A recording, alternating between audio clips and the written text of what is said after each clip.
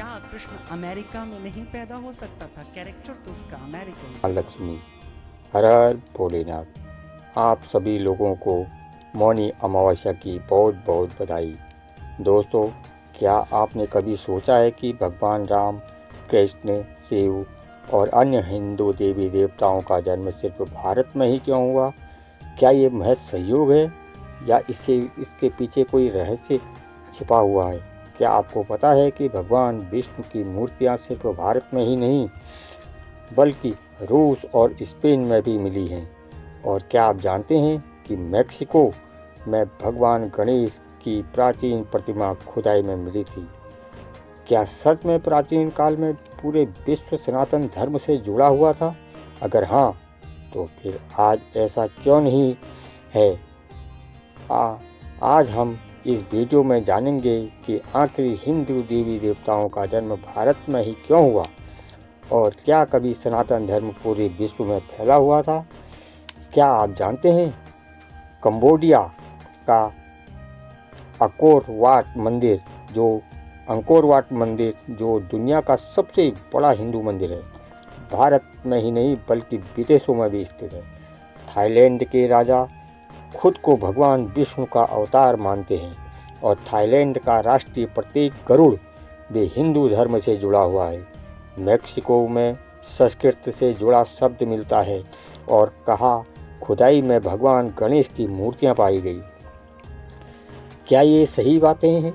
इन बातों का संकेत है कि कभी पूरा विश्व सनातन धर्म से जुड़ा हुआ था? आज हम इसी रहस्य से पर्दा उठाएंगे।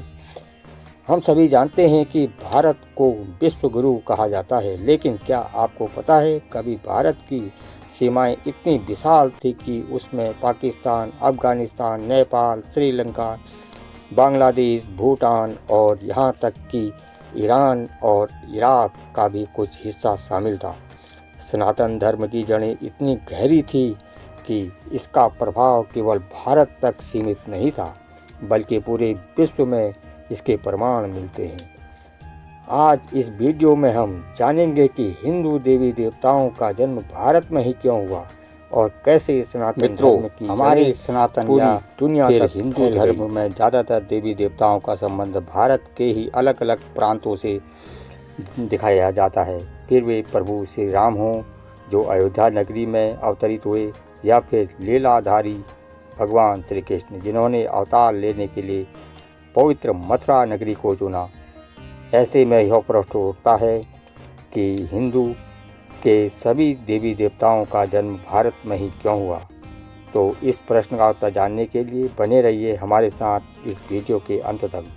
मित्रों, यह समझने के लिए हिंदू देवी देवता भारतवर्ष की इस पावन धरती पर ही अवतरित क्यों हुए, सबसे पहले हम भारत के प्राचीन इतिहास पर नज़र डालनी पड़ेगी। इसका उल्लेख हमारे पौराणिक ग्रंथों में भी मिलता है। दरअसल भारत का जो स्वरूप आज हम देख रहे हैं और हमें ऐसा लगता है कि भारत इतना ही बड़ा है, हजारों साल पहले यह ऐसा नहीं था, बल्कि पृथ्वी के इस सबसे बड़े भूभाग को प्राचीन काल में जम्बू द्वीपे भरतखंडे आर्यवर्ते के नाम से जाना जाता था।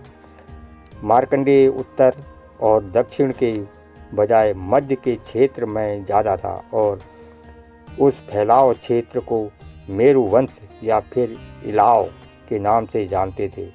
इलाव पहले चक्रवर्ती सम्राट पूर्वा की माँ का नाम था। इलाव के केंद्र में पहाड़ों के राजा सुनहरे मेरु पर्वत था। मेरु पर्वत के शिखर पर भगवान ब्रह्मा का विशाल नगर है जो ब्रह्मपुरी के नाम से विख्यात रहा। ब्रह्मपुरी के आसपास 8 और भी शहर बताए गए, जिसमें से एक भगवान इंद्र का और साथ में दूसरे देवी देवताओं के बताए गए हैं। प्राचीन मत यह है कि पूर्व वंश में राजा दुष्यंत और शकुंतला के पुत्र भरत के नाम पर ही हमारे देश का नाम भारतवर्ष पड़ा। हालांकि तब का भारत, जिसे आज के कुछ मनुष्य अखंड भारत भी कहते हैं, उसका भौगोलिक क्षेत्र बहुत ज़्यादा विस्तृत था और इसमें वर्तमान समय में कई देश जैसे पाकिस्तान, अफगानिस्तान, श्रीलंका, बांग्लादेश, भूटान, नेपाल, ईरान, इराक और चीन का कुछ भाग इन सभी के अंतर्गत आता था। यही अखंड भारत आर्यवर्त के नाम से भी प्रसिद्ध हुआ। और मित्रों, ऐसा नहीं है कि हिंदू मंदिर सिर्फ भारत में ही देखने को मिलते हैं। दुनिया के कई देश हैं जहां प्राचीन मंदिर के प्रमाण मिलते हैं, और ऐसी कई जगह हैं जहां आज भी सनातन रीति रिवाज से पूजा पाठ होती है। थाईलैंड के राजा परिवार पर सदियों से हिंदू धर्म का गहरा प्रभाव रहा है। वहाँ के लोग यहाँ तक कि मानते हैं कि थाईलैंड के राजा भगवान विष्णु के ही अवतार हैं।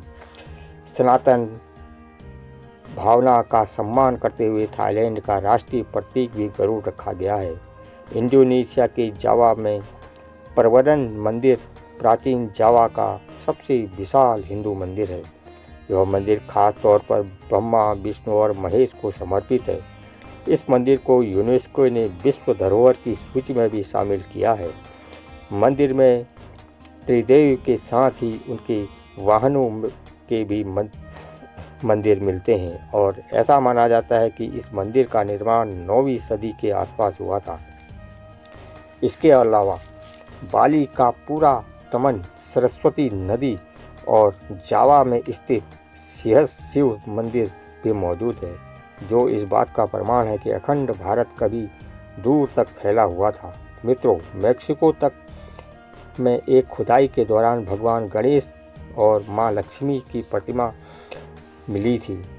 जानकर मानते हैं कि मैक्सिको शब्द संस्कृत के मक्षिका शब्द से ही आता है, जो मैक्सिको में ऐसे हजारों प्रमाण मिलते हैं जिससे यह सिद्ध होता है कि हिंदू धर्म की बहुत पहुँच है यहाँ। दूसरी ओर स्पेन में हजारों वर्ष पुराना एक मंदिर है जिसे भगवान विष्णु की प्रतिमा अंकित है। और मित्रों, कुछ वर्ष पहले ही रूस के प्रांत में भगवान विष्णु की मूर्ति मिली थी, और इतिहासकार के मुताबिक यह मूर्तियाँ 7वीं से 10वीं सदी के बीच की थी। कंबोडिया में भी बड़ी संख्या में हिंदू बौद्ध मंदिर देखने को मिलते हैं, जो इस बात का जीता जागता उदाहरण है कि कभी यहाँ भी हिंदू धर्म अपनी चरम पर था। तो मित्रों, उम्मीद है कि आप समझ गए होंगे कि प्राचीन काल में सनातन धर्म से जुड़े पूरी दुनिया तक फैली हुई थी, और चूँकि आज के समय में हमारा धर्म भारतवर्ष में सबसे ज़्यादा केंद्रित है, इसलिए हमें जो दंत कथाएँ सुनने को मिलती हैं वे अपने आसपास की ही सुनने को ज़्यादा मिलती हैं। सच में यह कालांतर में जम्बू द्वीप के खंडित होने के कारण नए नए देश बनते गए और भारत सिमटकर पहले से काफ़ी छोटा हो गया। तो ये थी आज की वीडियो। आपको कैसी लगी हमें कमेंट में ज़रूर बताएं। जय मां लक्ष्मी।